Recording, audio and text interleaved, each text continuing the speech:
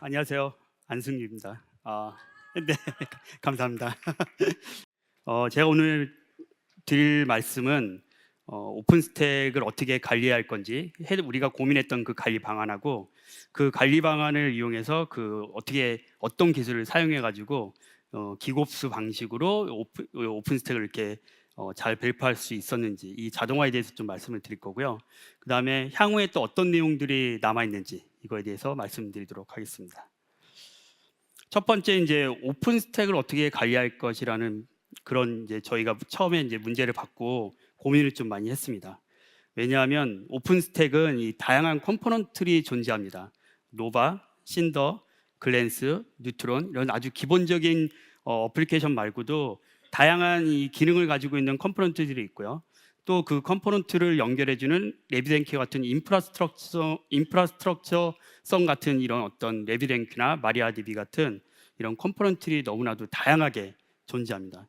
그 이 각 컴포넌트들이 컨피규레이션 또한 복잡하게 되어 있어요. 그래서 왜냐하면 오픈스택이 2010년부터 나왔으니까 지금 한 15년 정도 나왔다고 할 수 있는데 소프트웨어가 발전하면서 해당되는 기능들을 포함하면서 컨피규레이션 또한 되게 발전을 많이 했습니다. 그래서 뭐 어떤 컨피규레이션은 1000라인을 훌쩍 넘어가고요, 뭐 2000라인도 넘어갈 수 있는 그런 컨피규레이션 다양한 복잡성을 가지고 있습니다.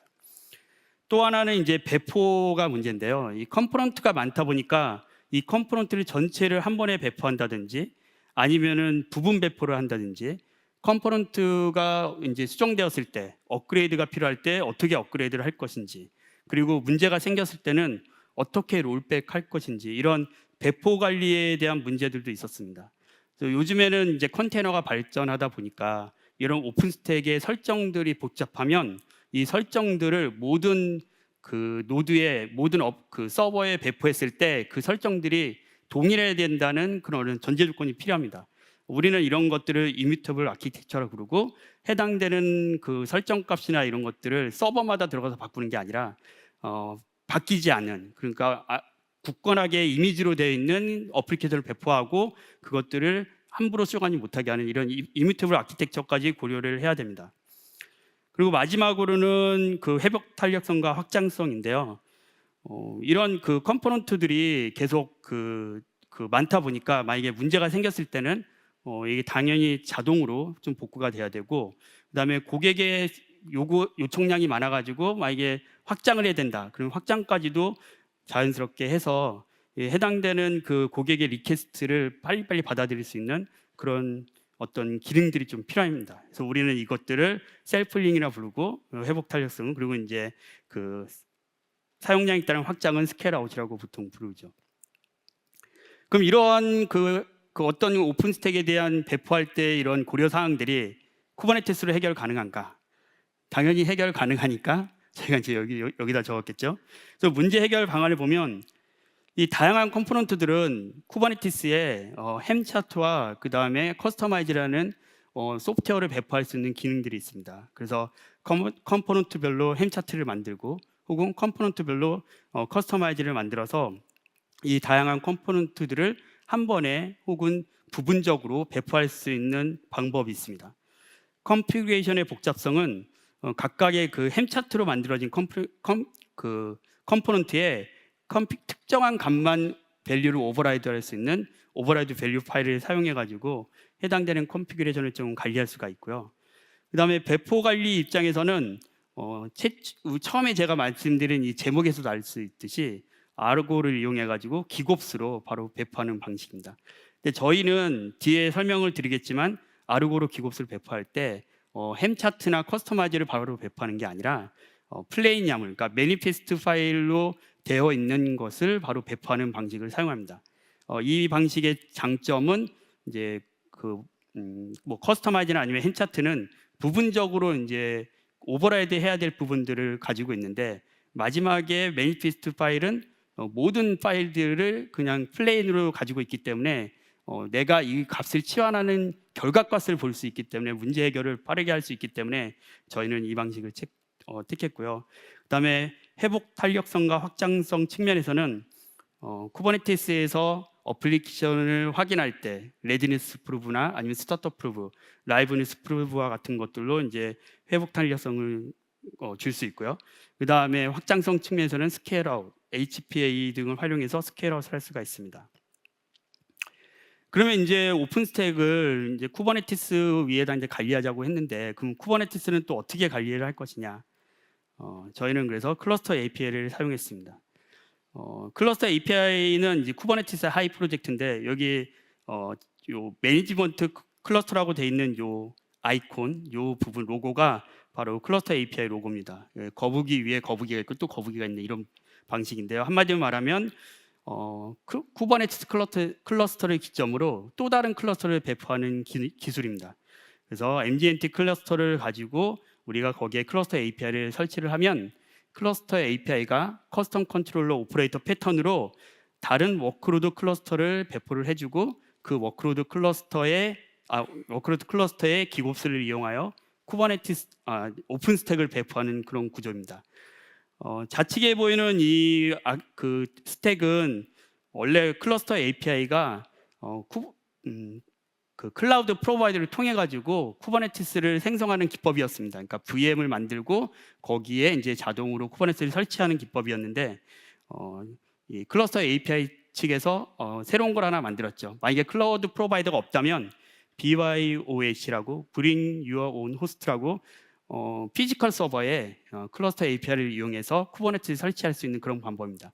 그래서 저희는 이 BYOH 방법을 클러스터 API와 함께 적용해서 쿠버네티스 클러스터를 관리하고 있습니다. 그럼 이렇게 할 때 어떤 기술을 사용한지 다시 정리를 좀 해드리면, 쿠버네티스는 당연히 사용했고요. 그 다음에 배포하는 그 방법 중에서 햄 차트와 그 다음에 이제 커스터마이즈 기법을 좀 사용했고요. 그리고 이런 것들을 다 아까 그 플레인 야물들, 그러니까 그 매니페스트 파일을 만든다고 했는데, 이 셀프-호스트 기컵 러너와 그 다음 이제 기컵 액션으로 워크플로우를 대체해서 이것으로 바로 렌더링해서 야물들을 만들어서 배포하는 구조로 사용했습니다. 또한 기곱수를 위해서 아르고를 사용했고요. 그다음에 일부 쉘 스크립트와 하버를 사용해서 이미지와 그 다음에 햄 차트들을 관리하는 영역으로 사용을 했습니다. 그래서 이런 기술들을, 물론 이거 말고도 조금의 약간의 더 기술들인데 아주 크게 사용한 것들만 저희가 이제 표현을 했고요. 그러면 이제 배포 플로우는 어떻게 할 것인가라는 이제 문제가 되죠. 그래서 배포 플로우를 좀 살펴보도록 하겠습니다. 이제 먼저 그 배포를 하기 위해서는 기본적인 것들은 있겠죠. 좌측이 상단에 보이는 거는 오픈스택 헬m, 그다음 오픈스택 헬m 인프라, 그다음에 이제 제네스틱이라는 위에 이제 업스트림 글로벌하게 오픈되어 있는 오픈 소스입니다. 그리고 중간에 있는 요 아이콘은 이제 하버를 나타내는 거고요. 그다음에 우측에 보이는 거는 매니지먼트 클러스터와 워크로드 클러스터가 있습니다. 아까 클러스터 API로 워크로드 클러스터를 관리한다고 말씀을 드렸고요. 그다음에 매니지먼트 클러스터에는 저희가 기곱수를 할 아르고가 떠 있습니다. 저희는 먼저 업스트림부터 포크를 했습니다. 그래서 우리 KT 클라우드 리파지토리에 해당되는 업스트림 리파지토리를 포크해서 관리를 하고 있고요. 이렇게 관리를 하는 이유는 우리가 수정하는 부분들이 있을 수 있기 때문에 그런 당연한 우리만의 수정사항을 관리하기 위해서 당연히 포크를 해서 관리를 하고 있습니다. 그리고 나서 이 해당되는 그 오픈스택 햄이라든지 오픈스택 햄 인프라 이쪽에서는 저희가 이제 차트를 이제 그 만드는 킥업 액션을 만들어 놨고요. 이거 말고 또 다시 이제 럭키라고 저희가 이제 이미지를 또 오픈스택 이미지를 빌딩하는 그런 킥업 액션이 있습니다. 그것까지 합쳐서 이미지와 차트를 빌딩하는 부분을 킥업 액션으로 작성을 했습니다. 그래서 우리가 이렇게 만든 그 이미지와 차트는 우리 내부 리파지토리인 이미지 그 하버에다가 이미지와 차트를 푸시해서 관리를 합니다. 향후에는 당연히 이제 이 이미지와 차트들은 이제 버너빌리티나 이런 시큐리티 관련된 검증을 진행을 하고 안정된 차트와 이미지만을 사용하는 방법으로 이제 진행을 할 예정입니다. 그렇게 돼가지고 이렇게 우리가 이미지까지 올려놓으면 아까 마지막으로 나오는 게 이제 매니페스트 파일이 필요하다고 했는데 이 렌더링이라는 액션을 한 번 더 거칩니다. 이 렌더링을 거치게 되면 플레인얌이라고 하는 우리 매니페스트 파일들이 쭉 떨어지고요. 그 여기서 말하는 매니페스트 파일들은 뭐 파드라든지 디플로이먼트 야물이라든지 아니면 서비스 야물과 같은 우리가 흔히 쿠버네티스에서 사용하는 그런 리소스 야물들이라고 보면 됩니다. 이런 모든 것들이 다 결합된 그런 그 야물들이 나오고요. 우리는 이 배포 관리를 위해서 이 해당되는 야물들을 우리 내부 리파지토리에 푸시를 해서 관리를 합니다. 이렇게 배포 관리 리파지토리가 나오면 아로고시드에서 해당되는 이 배포 관리 앱에 앱을 등록을 하고요. 이 앱을 등록하면은 우리가 이제 싱크를 합니다. 물론 이제 오토매틱 싱크도 할 수 있지만 저희는 이 인프라스트럭처를 배포한다는 입장에서 매뉴얼 싱크를 하고 있고요. 그렇게 되면 바로 이 워크로드 클러스터에 오픈 스택이 설치되는 이런 구조입니다. 렌더링 부분이 좀 궁금하실 텐데요. 일반적으로 우리가 그 햄 템플릿이라는 명령을 쓰면 차트에 있는 오버라이드 밸류 값들을 다 합쳐가지고 치환한 다음에 그 다음에 결과값으로 그 플레인 야물들을 받아볼 수가 있습니다.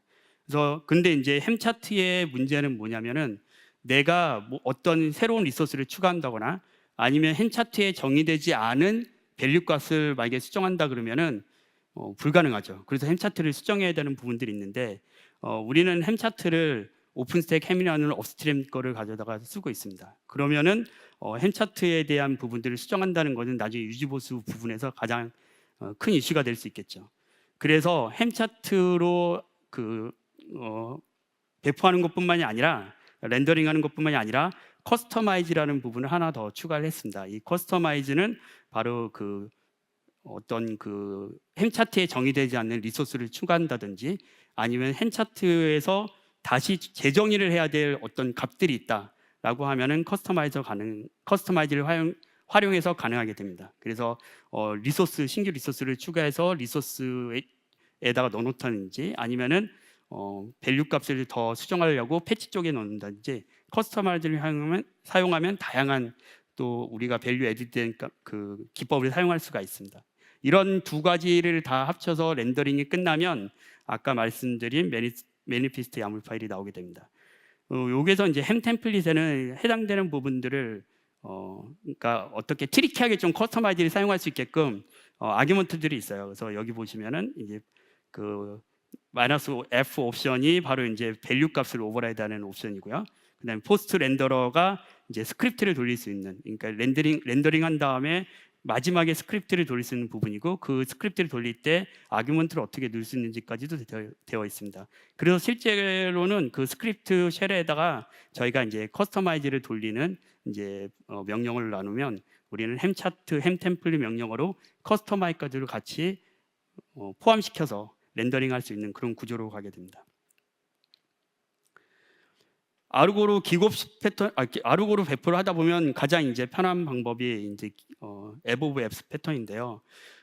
앱 오브 앱스 패턴은 이 화면에 보이시는 것 같이 가장 최상위에 되는 어플리케이션 하나가 있습니다. 그 어플리케이션이 다른 어플리케이션을 배포하는 그런 구조고요. 그래서 디렉토리 구조상으로 이제 루트 앱이라는 그 야물이 있으면 이게 그 우측에 보이는 어플리케이션 카인드로 되어 있는 이 어플리케이션 야물입니다. 여기 패스 부분을 보면 이제 오픈스택 앱스라고 돼 있죠. 그러면 이 해당되는 오픈스택 앱스 밑에 우리가 또 다른 어플리케이션을 지정해 놓을 수가 있습니다. 그러면 그 또 다른 어플리케이션을 지정해 놓으면 그 어플리케이션들이 내가 어느 디렉토리를 보고 앱을 배포할 건지를 정해 놓고 거기서 바로 이제 배포가 일어나게 되는 겁니다. 그래서 요 키스톤 앱.yaml이라고 야물이라고 돼 있는 이 어플리케이션 야물에는 실제적으로 아래에 보이는 키스톤이라고 하는 디렉토리를 쳐다보게 돼 있고요. 그 키스톤이라는 디렉토리 밑에는 우리가 흔히 정의한 리소스 파일들, 뭐 디플로이먼트라든지 서비스라든지 이런 파일들이 정의되어 있습니다. 그래서 이게 아르고로 배포하면 어떻게 되냐면 이게 이제 루트 앱이라고 하는 아까 그 앱에서 보이는 그 화면이고요. 그래서 이 스택 앱스 바로 밑에 보면은 오픈 스택에 쭉 컴포넌트들이 이제 쭉 나열돼 있죠. 그래서 이 컴포넌트들이 실제로 앱으로 배포가 되는데 자세히 보면은 이런 식으로 돼 있습니다. 그래서 이 중에서 하나 글랜스만 하면 본다 그러면 글랜스 안으로 들어가면 이렇게 안에서 뭐 여기 글랜스 큐라든지 글랜스 유저라든지 아니면 이런 것들이 전부 다 그 리소스들이 전부 다 보이는 이런 구조로 되어 있습니다. 그래서 해당되는 부분들을 큰 어플리케이션 루트 앱을 지정하고 나머지 하위 앱들을 가지고 알고에서 배포를 한다라고 보시면 되겠습니다.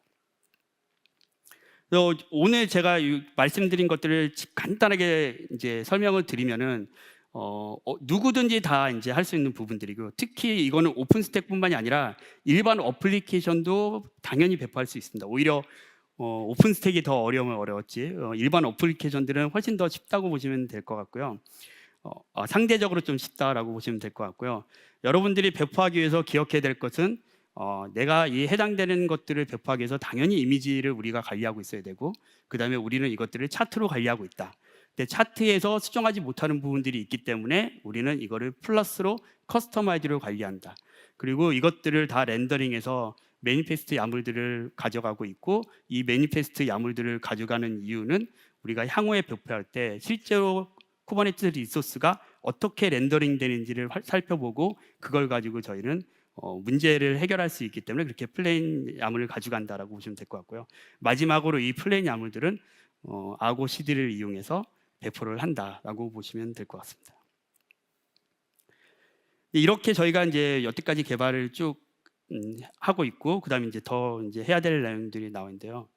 개선할 내용들은 제가 생각할 때 좀 이런 부분들이 있습니다. 뭐냐면 에어갭 상태에서, 그러니까 인터넷이 안 되는 곳에서의 이제 배포입니다. 그래서 대부분은 다 인터넷이 되기 때문에 큰 문제가 없지만은, 인터넷이 안 되는 곳에서는 쿠버네티스 배포도 되게 어렵거든요. 왜냐하면 쿠버네티스는 여러분들이 알지 못하는, 그러니까 일반 개발자들이 알지 못하는 포즈 이미지도 있을 수 있고요. 그 다음에 쿠버네티스 자체적으로 쓰는 바이너리들도 있습니다. 그렇기 때문에 에어갭 상태에서 쿠버네티스 배포한다는 건 상당히 좀 어려운 부분이긴 한데, 이런 쿠버네티스뿐만이 아니라 이제 아까 보여드린 이제 그 오픈스택까지도 배포를 하고, 그 아르고 CD 혹은 하버 그 리파지토리, 레지스트리 이런 것들까지도 같이 인터넷이 안 되는 곳에서 배포할 수 있는 그런 구조를 지금 만들고 있고요. 그다음에 오픈스택의 이제 쿠버네티스 오픈스택 쿠버네티스하고 우리 내부적으로 이제 개발하고 있는 어플리케이션들이 있습니다. 이것까지도 저희 이제 기겁스를 적용해서 한 번에 다 배포가 될 수 있게끔 이렇게 지금 계획을 잡을 예정입니다.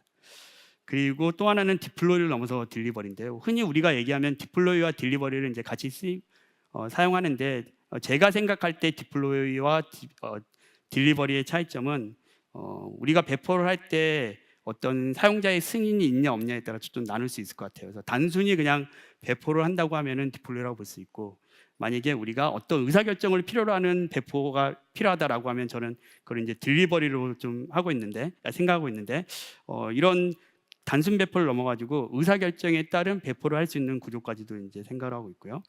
그 다음에 아까 기컵 액션을 사용한다고 되어 있었는데, 저희가 내부적으로 이제 워크플로우를 만들어서 해당되는 워크플로우를 돌리는 방법을 생각하고 있습니다. 좀 여러 가지 방법이 있을 수 있는데, 뭐 긱랩을 사용해서 거기서 다시 스크립트를 한다든지, 아니면 아고 워크플로우나 아니면 텍톤과 같은 워크플로우 엔진을 가지고 또 워크플로우를 개발한다든지, 이제 내부적으로 쓸 수 있는 개발을 좀 생각을 하고요. 이것들을 다 포함시켜서 향후에 저희 어플리케이션을 배포하는 오픈스택과 어플리케이션을 배포하는 기본 구조로 저희 이제 기곱스 구조를 가져가려고 합니다.